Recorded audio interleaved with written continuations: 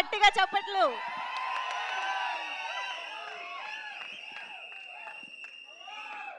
అందరికీ నమస్కారాలు. Thanks for your love from KGF 2, Salaar, for everything. ఎందుకంటే ఒక మూవీలో పనిచేసే వాళ్ళకి ఫ్యాన్స్ ఇస్ వెరీ ఇంపార్టెంట్. అందరికింత ఎక్కువ fans.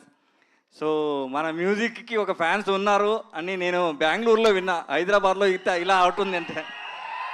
So thanks for your wonderful love. So coming to David Reddy, this is a small spark you have seen. Fire is on the way. Thank you very much. Thank you అండి, thank you so much అండి. ఇప్పుడు director గారు హనుమా గారు to please speak. David Reddy.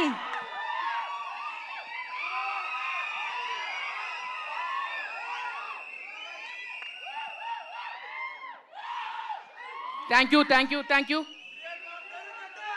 అందరికీ నమస్కారం అండి. యాక్చువల్గా నాకు మాట్లాడటం కూడా రాదు, ఓన్లీ డైరెక్షన్ చేయడం మాత్రమే వచ్చు. ఇది ఫస్ట్ టైం ఇంతమందిలో నేను మాట్లాడుతూ ఉన్నాను. ఏది మాట్లాడాలన్నా కానీ ఆలోచించి మాట్లాడాలి. దేనికంటే ఈ స్టోరీ అంత పెద్దది.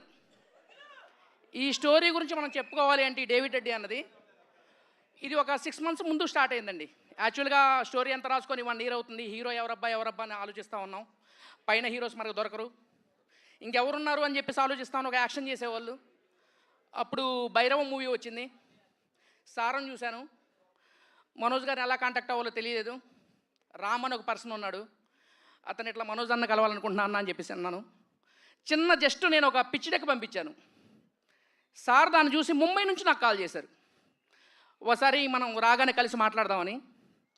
ఫస్ట్ సిట్టింగ్లోనే స్టోరీ ఓకే అయిందండి.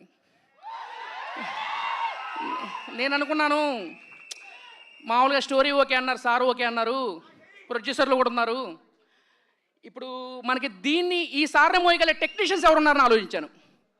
అప్పుడే ఫిక్స్ అయ్యాను నేను, మామూలుగా కేజీఎఫ్ మూవీకి సంబంధించిన మన రవి బసూర్ గారు అయితే నేను సూటబుల్ అని చెప్పేసి. సార్ని అంటే ఒప్పించగలిగాను, సబ్జెక్ట్ చెప్పగలిగాను. మరి మనకి రవి బసూర్ గారు ఒప్పుకుంటారు లేరు అని చెప్పేసి అనుకున్నాను. ఆ సార్ దగ్గర కూడా ఫస్ట్ సిట్టింగ్లోనే ఓకే అయిందండి.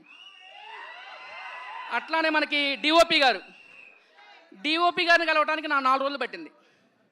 అంటే ఆయన అంత ఇదిగానో ఆలోచించాడు నాకు సినిమా ఎంచుకోవడానికి ఎట్లా ఉంటారనేది. అతనికి నేను సబ్జెక్ట్ చెప్పగానే ఈ సినిమా చేసేస్తున్నాం, మిగతా వదిలేసేయండి అన్నారు. ప్రతిదీ టెక్నీషియన్. అట్లానే మన స్పిరిట్ మూవీకి వచ్చారు మన సుప్రీం సుందర్ సార్ గారు.